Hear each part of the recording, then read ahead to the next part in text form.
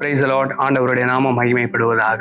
மீண்டும் ஒரு விசை உங்கள் யாவரையும் இந்த மார்னிங் டிவோஷன் வழியாக பார்ப்பதில் மிகுந்த சந்தோஷம். ஸோ இந்த மாதம் செல்ஃப் அனாலிசிஸ், நம்மை நாமே ஆராய்ந்து பார்க்க வேண்டும் அப்படிங்கிற தலைப்பின் கீழாக முதலாவது வீடியோவில் மெச்சூரிட்டி, நம்மளுடைய வாழ்க்கையில, கிறிஸ்தவ வாழ்க்கையில முதிர்ச்சி என்பது ரொம்ப ரொம்ப முக்கியமான ஒரு விஷயம். தேவனை அறிகிற அறிவு, நம்மை அறிகிற அறிவு, பிறரை அறிகிற அறிவு, இந்த 3 விஷயத்துல வளரும் பொழுது நாம் முதிர்ச்சியான ஒரு கிறிஸ்தவ வாழ்க்கையை வாழ முடியும் என்பதை குறித்து கடந்த வீடியோல பார்த்தோம். இந்த வீடியோல தொடர்ந்து 2வது நாம் என்ன செய்ய வேண்டும், நம்மை நாமே ஆராய்ந்து பார்க்க வேண்டிய விஷயத்தில் 2வதாக நாம் செய்ய வேண்டிய ஒரு விஷயம் செல்ஃப் வொர்த், நம்முடைய சுய மதிப்பை என்ன பண்ண வேண்டும் அப்படி என்றால் ஆராய்ந்து பார்க்க வேண்டும். இந்த விஷயத்தை என்ன பண்ணோம் அப்படின்னா அனலைஸ் பண்ணணும். கடந்த 11 மாசத்துல நம்ம நிறைய நேரத்துல சுய மதிப்பு என்ன பண்ணிருக்கலாம் அப்படின்னா விட்டு கொடுத்திருக்கலாம், அல்லது அதை சரியா பராமரிக்காம தவறு இருக்கலாம். ஆனால் இந்த மாதத்தை என்ன பண்ணுவோம் அப்படின்னா சரியாக எடுத்துக்கொள்வோம். செல்ஃப் வொர்த், நம்முடைய சுய மதிப்பு ரொம்ப ரொம்ப அவசியமான ஒரு விஷயம். ஸோ இன்னையிலேருந்து உங்களுக்கு ஒரு டாஸ்க் என்ன அப்படின்னா, ஒவ்வொரு நாளும் கண்ணாடி முன்னாடி நின்று நீங்கள் ஒரு 4 விஷயத்தை அறிக்கை பண்ண போறீங்க. அதில் நம்பர் 1 ஃபர்ஸ்ட் என்ன அப்படின்னா, you are created in God's image.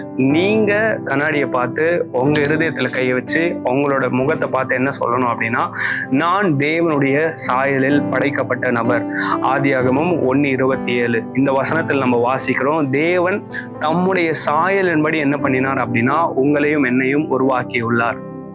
நிறைய நேரத்தில் நம்முடைய சுய மதிப்பு ஏன் குறையுது அப்படின்னா, நான் பார்க்க அழகா இல்லை என்னை யார் ஏற்றுக்கொள்வார்கள் அப்படிங்கிற கேள்வி வர்றதுனால தான். அந்த குழப்பத்திற்கு எல்லாம் பதில் தேவன் தம்முடைய சாயலின்படி நம்மை சிருஷ்டித்து உள்ளார். ஸோ ஒவ்வொரு நாளும் I am created in God's image அப்படிங்கிறத நம்ம கன்ஃபர்ஸ் பண்ணுவோம், அறிக்கை செய்வோம். 2வது I am loved by God, நான் தேவனால் நேசிக்கப்படுகிறேன் அப்படிங்கிற வார்த்தையை கண்ணாடி முன்னாடி நின்று கன்ஃபர்ஸ் பண்ணுங்க.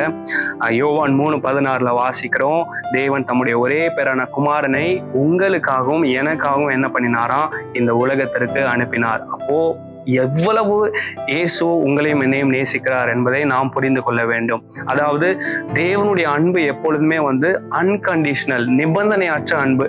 நீ இதை செஞ்சா நான் உன்னை நேசிப்பேன் அப்படின்னு பைபிள்ல எங்கேயுமே போடப்படலை. நம்ம யாரா இருந்தாலும் சரி, நம்ம பாவிகளா இருக்கும் பொழுதுதான் கிறிஸ்து நமக்காக என்ன பண்ணார், சிலுவையில தன்னுடைய ரத்தத்தை சிந்தி மரித்தார். அப்போ இயேசுவனுடைய அன்பை, அந்த நிபந்தனையற்ற அன்பை நீங்களும் நானும் புரிந்து கொள்ள வேண்டும்.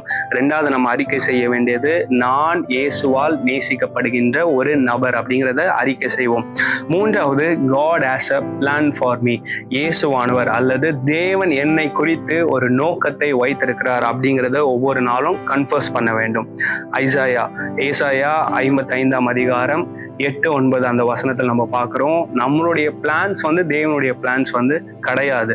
நம்முடைய பர்பஸ்க்கும் காட்ஸ் பர்பஸ்க்கும் நிறைய வித்தியாசங்கள் உண்டு. அது உயர்வானது, மேன்மையானது. ஸோ அதை பின்பற்ற தேவன் நமக்கு கிருபை தருவாராக.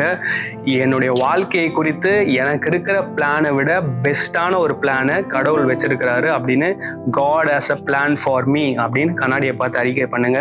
4வது சொல்லி முடிக்கிறேன், ஒவ்வொரு நாளும் உங்களுடைய முகத்தை நீங்க காலையில எழுந்து பார்த்து I am beautiful or I am handsome அப்படிங்கிற வார்த்தை என்ன பண்ணுங்க, கன்ஃபர்ஸ் பண்ணுங்க. நான் அழகாக இருக்கிறேன், தேவன் என்னை அழகாக படைத்திருக்கிறார் அப்படிங்கிறத உங்களோட ஃபேஸை பார்த்து முதலாவது நீங்க என்ன பண்ணுங்க, அக்செப்ட் பண்ணி அதை சொல்லுங்க. நிறைய நேரத்துல நம்முடைய மூஞ்ச என்ன பண்றது இல்லை அப்படின்னா நம்ம ஏற்றுக்கொள்ளுகிறது இல்லை. சங்கீதக்காரனாகிய தாவீது 139ஆம் சங்கீதம் 14ஆம் வசனத்தில் சொல்லியிருக்கிறார், நான் பிரமிக்கத்தக்க அதிசயமாய் உண்டாக்கப்பட்டபடியினால். அப்போ எவ்வளவு அழகாக தேவன் நம்மை நேர்த்தியாக படைத்திருக்கிறார் அப்படிங்கிறத ஒவ்வொரு நாளும் புரிந்து கொள்வோம். தொடர்ந்து வருகிற நாட்கள்ல இந்த 4 காரியத்தை என்ன பண்ணுங்க, நேரம் எடுத்து காலையில இதை சொல்றதுக்கு நமக்கு ரொம்ப நேரம்லாம் ஆகாது, வெறும் ஒரு 1 அல்லது 2 நிமிஷம் டைம் எடுத்து உங்களை பார்த்து நீங்களே சொல்லுங்க, தேவனுடைய சாயலில் நான் படைக்கப்பட்டிருக்கிறேன், தேவன் என்னை நேசிக்கிறார், என்னுடைய வாழ்க்கை குறித்து தேவன் ஒரு நோக்கத்தை அல்லது திட்டத்தை வைத்திருக்கிறார், நான் அழகாக சிருஷ்டிக்கப்பட்டிருக்கிறேன். இந்த 4 காரியங்களை அறிக்கை செய்யுங்கள். உங்களுடைய சுய மதிப்பை இந்த 12வது மாதத்தில் இன்னும் ஏற்றி கொள்ள, அடுத்த லெவலுக்கு கொண்டு போக தேவன் உங்களுக்கு உதவி செய்வாராக. God bless you.